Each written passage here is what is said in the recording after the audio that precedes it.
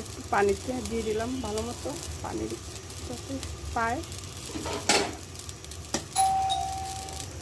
সবগুলো আর দিলাম না, কয়েকটি দিলাম।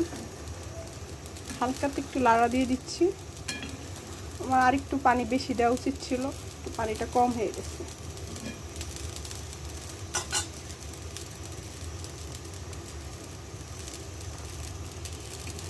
এগুলি যখন সিদ্ধ হয়ে যাবে তখন পানির উপর সবগুলি ভেসে উঠবে। একটু ঢেকে দিই, তাহলে ভালো হবে।